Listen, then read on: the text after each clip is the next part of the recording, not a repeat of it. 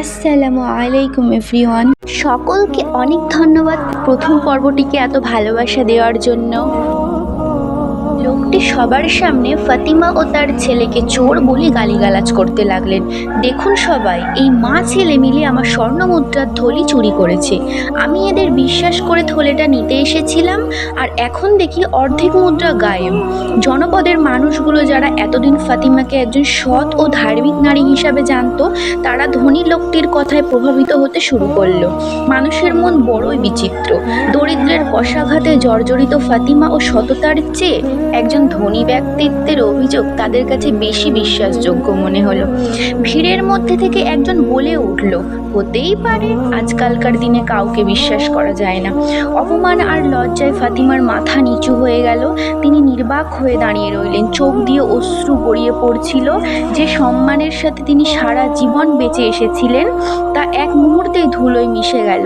সেলিম তার মায়ের আঁচল ধরে ফুপিয়ে ফুপিয়ে কাঁদছিল আর বারবার বলছিল, মা, আমরা তো চুরি করিনি, তাহলে সবাই কেন আমাদের চোর বলছে? ফাতিমা তাকে বুঝিয়েও জড়িয়ে ধরে বললেন, কেঁদো না বাবা, মানুষ দেখছে না কিন্তু আল্লাহ তো দেখছেন। তিনি আমাদের একমাত্র ভরসা, তিনি এই অপবাদের বিচার করবেন। ধনী লোকটি তাদের দুর্বলতার সুযোগ নিয়ে আরও ভয় দেখাতে লাগলো। সে বলল, আমি কালই বিচারকের কাছে যাব, দেখ তিনি তোদের কি শাস্তি দেন।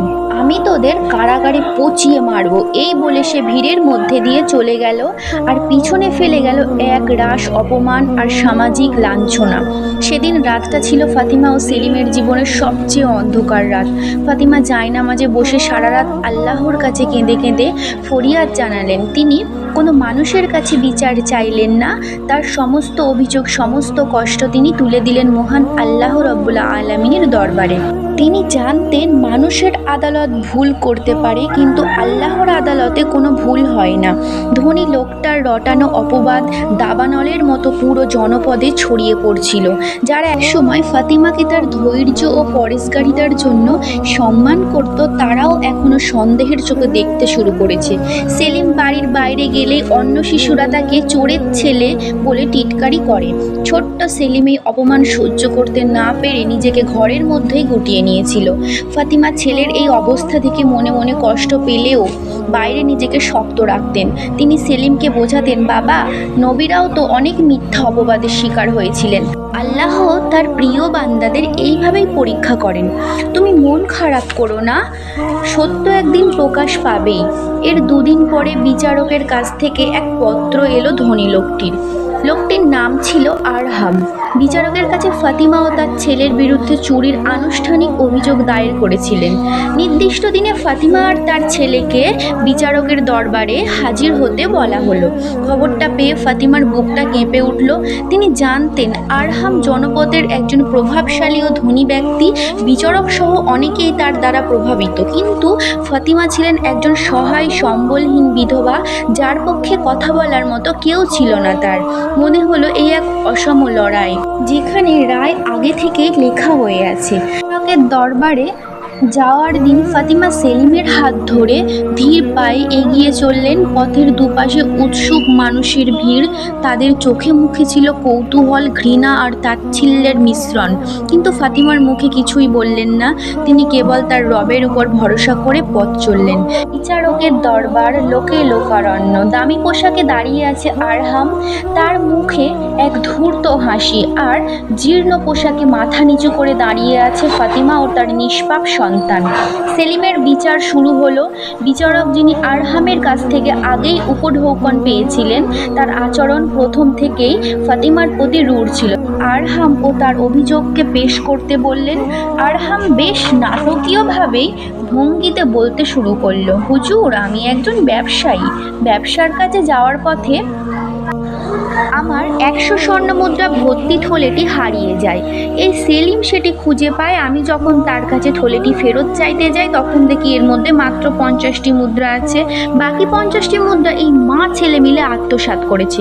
আমি আমার হারানো সম্পদের ন্যায় বিচার চাই। বিচারক এবার সেলিমের দিকে তাকালেন। তার কঠোর দৃষ্টির সামনে সেলিম ভয়ে কাঁপতে শুরু করলো। বিচারক ধমকের সুরে জিজ্ঞাসা করলেন, কিরে ছেলে, তুই কি মুদ্রা চুরি করেছিস? সত্যি কথা বল, না হলে কঠিন শাস্তি পাবি। সেলিম কান্না জড়িত কণ্ঠে বলল, হুজুর, আল্লাহর কসম, আমরা কোনো মুদ্রা চুরি করিনি। আমি থলেটি যেভাবে পেয়েছি আমার মা ওটা সেভাবেই ফিরিয়ে দিয়েছেন।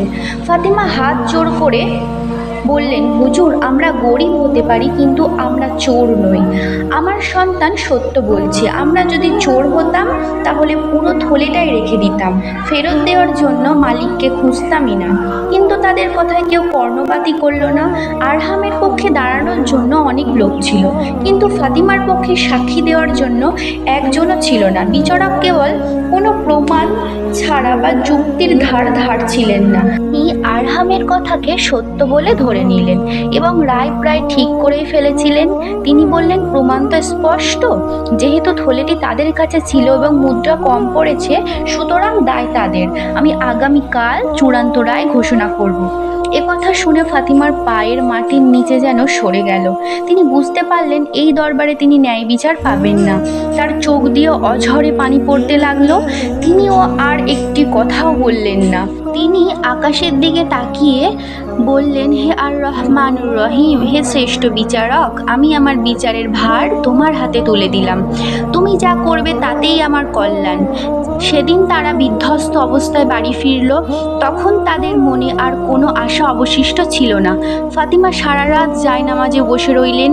তিনি শুধু শাস্তি বা মুক্তির জন্য দোয়া করলেন না, তিনি শুধু আল্লাহর সিদ্ধান্তের উপর সন্তুষ্ট থাকার শক্তি চাইলেন। অন্যদিকে বিচারক তার পক্ষে আরাম করছিলেন। তার মনে কোনো অনুশোচনাই ছিল না। তিনি ধরেই নিয়েছিলেন যে গরিব বিধবা ও তার ছেলেকে শাস্তি দিলে কিছুই হবে না। কিন্তু তিনি জানতেন না, মহান আল্লাহর পরিকল্পনা ছিল ভিন্ন।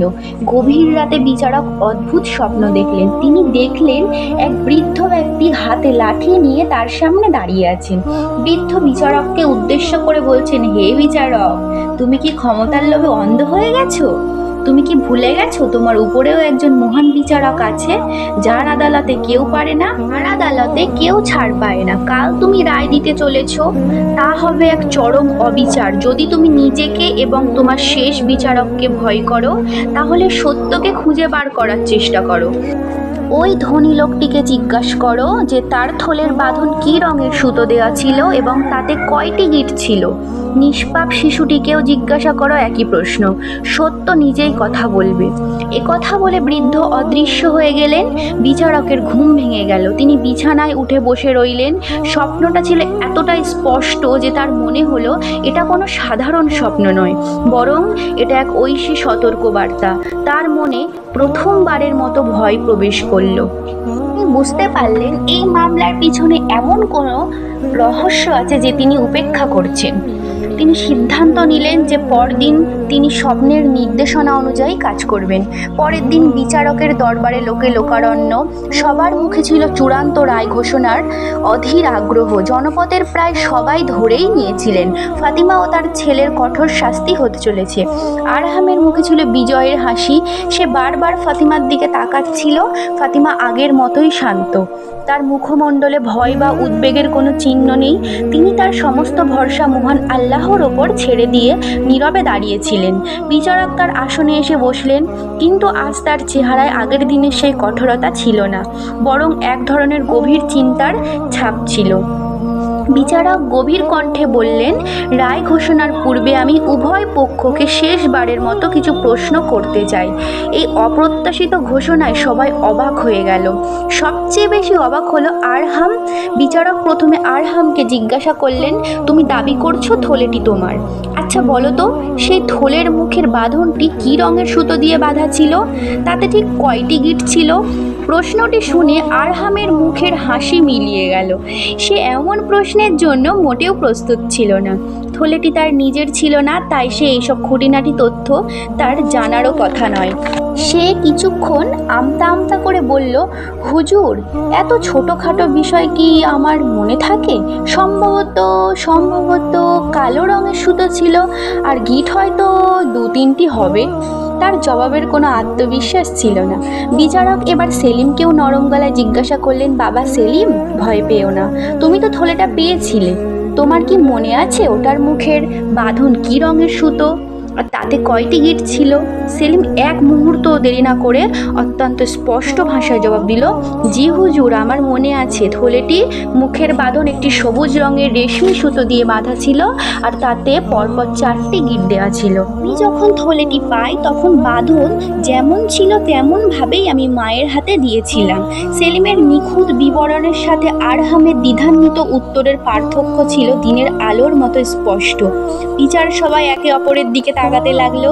বিচারক এবার আরহামকে জিজ্ঞাসা করলো, তুমি বলেছো তোমার থলেটি 100টা স্বর্ণমুদ্রা ছিল, 50টি চুরি গেছে। আচ্ছা, মুদ্রাগুলির উপরে ঠিক কি কোনো চিহ্ন বা ছাপ ছিল যা দিয়ে প্রমাণ করা যায় যে মুদ্রাগুলি তোমার? এই প্রশ্নে আরহাম বাকরুদ্ধ হয়ে গেল, ঘামতে শুরু করলো, কারণ সে জানতোই না মুদ্রাগুলি কেমন ছিল। বিচারক তখন এক প্রহরীকে আদেশ করলেন। প্রহরী থলে বিচারকের হাতে দিলেন। বিচারক একটি মুদ্রা বার করে সবার সামনে তুলে ধরে বললেন, এ কোনো সাধারণ মুদ্রা নয়, এর উপর পাশের রাজ্যের শিলমোহর অঙ্কিত আছে। আর আরহাম, তুমি তো একজন ব্যবসায়ী, তুমি কি এই শিলমোহর আগে দেখেছো? আরহামের চেহারায় ফ্যাকাশে হয়ে গেল। সে বুঝতে পারল তার মিথ্যাচার ধরা পড়ে গেছে। বিচারক বজ্র কণ্ঠে রায় ঘোষণা করলেন, সত্য দিনের মতো পরিষ্কার, আরহাম, তুমি একজন মিথ্যাবাদী এবং প্রতারক। তুমি কেবল এই নিষ্পাপ শিশু ও তার মায়ের ওপর মিথ্যা অপবাদই দাওনি, বরং বিচার সভাকেও বিভ্রান্ত করার চেষ্টা করেছো। তোমার বিবরণ থলের প্রকৃত অবস্থার সাথে মেলেনি, কিন্তু এই শিশুটির কথা অক্ষরে অক্ষরে মিলে গেছে, যার দ্বারা প্রমাণিত হয় থলের প্রকৃত মালিক তুমি নও। শরীয়তের বিধান অনুযায়ী যেহেতু এই সম্পদের প্রকৃত মালিককে পাওয়া যায়নি, তাই এটি আমানত হিসাবে সেলিমের কাছেই থাকবে যতক্ষণ না পর্যন্ত প্রমাণসহ কেউ এটির দাবি করে। আর মিথ্যা অপবাদ ও বিচার সভাকে অপমান করার অপরাধে আমি আরহামকে 100 দৌড়া মারা এবং 1 মাস কারাবাসের শাস্তি প্রদান করছি। এই রায় শুনে আরহাম তো মাটিতে লুটিয়ে পড়ল। ফাতিমা ও সেলিমের উপর যারা অপবাদ দিয়েছিল তারা লজ্জায় মাথা নিচু করে রইল। বিচার সভা থেকে বেরিয়ে আসার পর জনপদের মানুষ ফাতিমা ও সেলিমকে ঘিরে ধরল। তারা ভুল বুঝতে পেরে ক্ষমা চাইল। যে মানুষগুলি 2 দিন আগেই তাদের ঘৃণা করছিল, তারাই এখন তাদের সততা ও ধৈর্যের প্রশংসায় পঞ্চমুখ। আল্লাহ এভাবেই তার গুণগত সম্মান ফিরিয়ে দেন। এই সব কিছুর পর একদিন সন্ধ্যায় ফাতিমার বাড়ির দরজায় আবার সেই বৃদ্ধ মুসাফির এসে দাঁড়ালেন। তিনি প্রথম দিন এসেছিলেন। বৃদ্ধ মুসাফির বললেন, মা, আমাকে চিনতে পেরেছো? আমি সেই ব্যক্তি যে তোমাদের সততা পরীক্ষা করার জন্য এই সব কিছু করেছি। আমি পাশের রাজ্যের একজন বণিক। আমি দেখতে চেয়েছিলাম এই যুগেও এমন মানুষ আছে কিনা যে চরম অভাবের মুখেও ঈমান ও সততাকে বিসর্জন দেয় না। তিনি বললেন যে স্বর্ণমুদ্রার থলি আমি রাস্তার ধারে ফেলেছিলাম।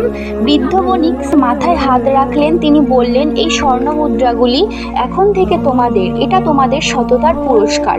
এছাড়াও আমি সেলিমকে পড়াশোনার জন্য সমস্ত রকম সাহায্য করে জনপদের একজন ন্যায়পরায়ণ ব্যক্তি হয়ে ওঠার দায়িত্ব নেব। এই কাহিনী আমাদের এটাই শেখায়, দুনিয়ার জীবনে বিপদ, কষ্ট, পরীক্ষা আসবেই, কিন্তু যারা চরম প্রতিকূলতার মাঝেও ধৈর্য ধারণ করে, সততার পথ থেকে বিচ্যুত হয় না, একমাত্র আল্লাহর ওপর ভরসা রাখে, আল্লাহ তাদের জন্য রেখেছেন সর্বোত্তম প্রতিদান। মন থেকে ধন্যবাদ শেষ পর্যন্ত দেখার জন্য।